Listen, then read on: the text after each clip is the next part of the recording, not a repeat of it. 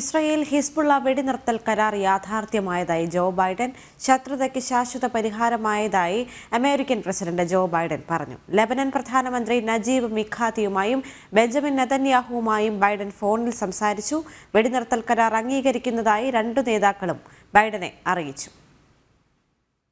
For nearly 14 months, a deadly conflict raged across the border that separates Israel and Lebanon. A conflict that began the day after the October 7 attack by Hamas on Israel. Hours later, at 2 a.m. in the morning, Hezbollah and other terrorist organizations backed by Iran attacked Israel in support of Hamas. Let's be clear, Israel did not launch this war.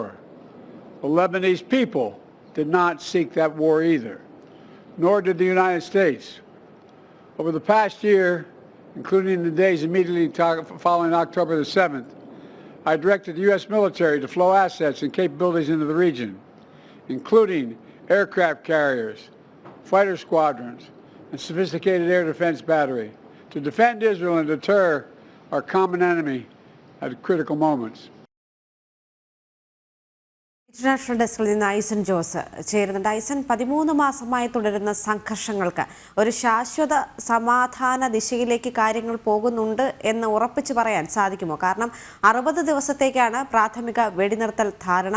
എന്നാൽ ഇതിൽ എന്തെങ്കിലും ഒരു മാറ്റം ഉണ്ടാവുകയാണെങ്കിൽ കടുത്ത തിരിച്ചടി നേരിടേണ്ടി വരുമെന്ന് ഇസ്രായേലും പറഞ്ഞിട്ടുണ്ടല്ലേ?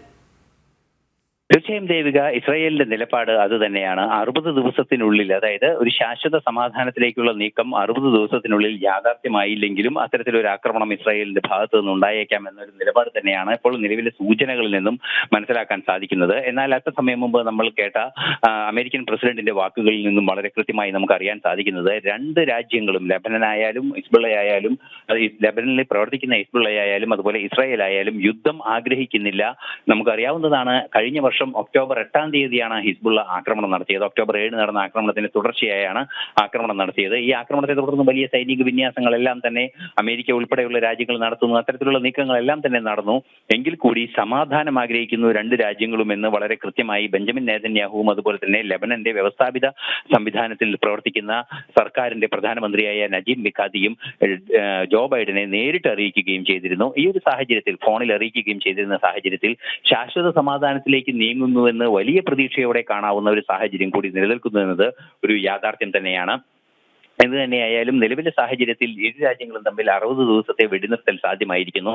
പ്രധാനമായും വെടിനിർത്തലിൽ കരാറിൽ ഉൾപ്പെട്ടിരിക്കുന്ന ഘടകങ്ങൾ ലിറ്റാനി നദിക്ക് പുറകോട്ട്, അതായത് വടക്കൻ ഭാഗത്തേക്ക് ഹിസ്ബുള്ളയുടെ സേനാ പിന്മാറ്റം നടത്തുകയും ഹിസ്ബുള്ളയെ സ്വാഭാവികമായും നിരായുധീകരിക്കുന്നതിനുള്ള നടപടികൾ സ്വീകരിക്കുകയും ചെയ്യുക. സ്വാഭാവികമായും ദക്ഷിണ ലെബനനിൽ കേന്ദ്രീകരിച്ചിരിക്കുന്ന ഇസ്രായേൽ സൈന്യവും പിന്മാറും. അതുപോലെ തന്നെ അതിർത്തി നിർണയിച്ചതിന് ശേഷം ഫ്രാൻസും നേരിട്ടിടപെട്ട ഒരു വിഷയമായതുകൊണ്ട് തന്നെ അമേരിക്കയുടെ നേതൃത്വത്തിൽ ഫ്രാൻസ് ഉൾപ്പെടെയുള്ള ഒരു രാജ്യങ്ങളുടെ മോണിറ്ററിംഗ് കമ്മിറ്റി ഈ നീക്കങ്ങളെല്ലാം തന്നെ നിരീക്ഷിക്കുകയും ചെയ്യുമെന്നാണ് ധാരണ. ആ ധാരണ യാഥാർത്ഥ്യമായാൽ ശാശ്വത സമാധാനത്തിലേക്ക് പശ്ചിമേഷ്യ നീങ്ങും. ഇസ്രായേൽ ഹിസ്ബുള്ള വിഷയത്തിൽ എന്തായാലും ഒരു ശാശ്വത സമാധാനത്തിലേക്ക് കാര്യങ്ങൾ നീങ്ങുമെന്ന് തന്നെയാണ് മനസ്സിലാക്കാൻ സാധിക്കുന്നത്. ഇതിനിടയിൽ ഏറെ പ്രാധാന്യത്തോടെ നോക്കിക്കാണേണ്ട ഒരു വിഷയമുണ്ട്. ഇന്നലെ എസ് ജയശങ്കർ വ്യക്തമാക്കിയ ഒരു കാര്യമുണ്ട്. എസ് ജയശങ്കർ മെഡിറ്ററേനിയൻ കൗൺസിലിലെ യോഗത്തിൽ വളരെ കൃത്യമായി അദ്ദേഹം പറഞ്ഞത്, ഇറാനും ഇസ്രായേലുമായി ചർച്ചകൾ നടത്തിക്കൊണ്ടിരിക്കുന്നു എന്നാണ്. അമേരിക്കയും അതുപോലെ തന്നെ ഇസ്രായേലും ഇറാനുമായി മികച്ച ബന്ധം പുലർത്തുന്ന രാജ്യങ്ങളല്ല. എന്നാൽ ഈ രണ്ട് രാജ്യങ്ങളും ഭാരതവുമായി മികച്ച ബന്ധം പുലർത്തുന്നു, ഭാരതം ഇറാനുമായും മികച്ച ബന്ധം പുലർത്തുന്നു. സ്വാഭാവികമായും ഇറാന്റെ നിലപാടുകൾ ഭാരതത്തിനെ കുറെ കൂടി ഇടപെടലിലൂടെ പ്രായോഗികമായി നിയന്ത്രിക്കാനാകുമെന്ന് തന്നെയാണ് പ്രതീക്ഷിക്കുന്നതും. ദേവിക.